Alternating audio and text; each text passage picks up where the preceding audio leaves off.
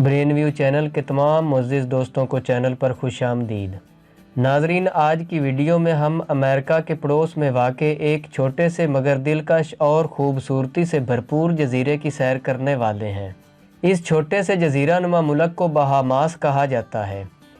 سرکاری طور پر اس کو common wealth of the Bahamas بھی کہتے ہیں۔ یہ ملک 27 بڑے جزیروں، 661 چھوٹے جزیروں اور 2387 سمندری چٹانوں پر مشتمل ہے۔ بہاماس کیوبا کے شمال میں بحر الکاہل کے کنارے پر واقع ہے۔ اس کے شمال مغرب میں امریکہ واقع ہے۔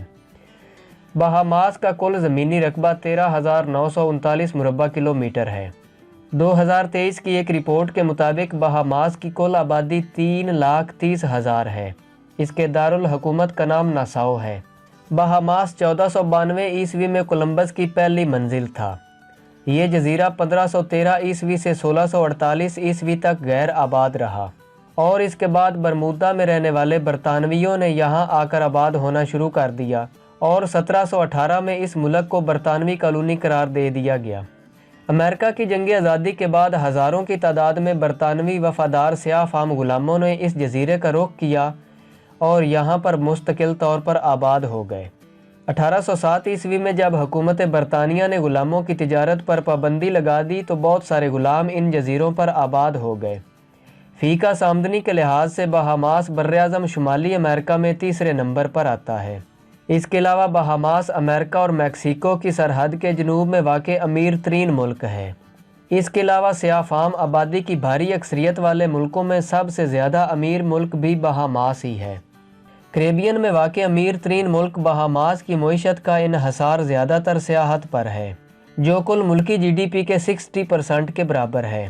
بہاماس کی آدھی سے زیادہ ملازمتیں بھی سیاحت سے ہی وابستہ ہیں۔ بہاماس کی معیشت اور ملکی خوشحالی کا دار و مدار ٹیکس پر ہے۔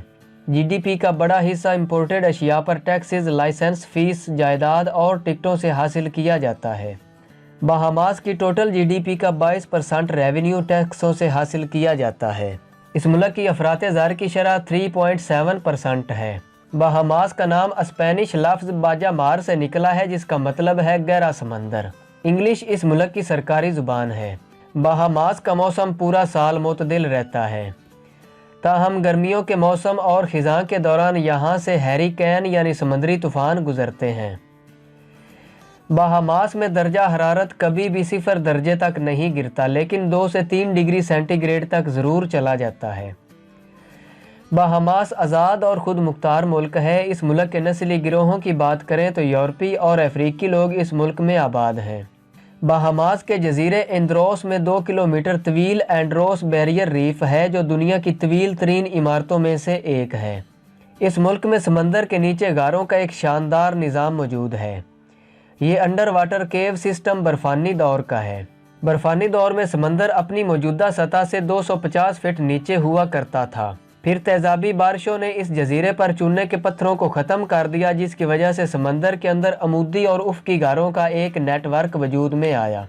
1980 کی دہائی میں یہ ملک منشیات کی اسمگلنگ کا سب سے بڑا مرکز ہوا کرتا تھا اور اس وقت تقریباً 90% کوکین بہاماس سے ہی امریکہ میں منتقل ہوئی تھی۔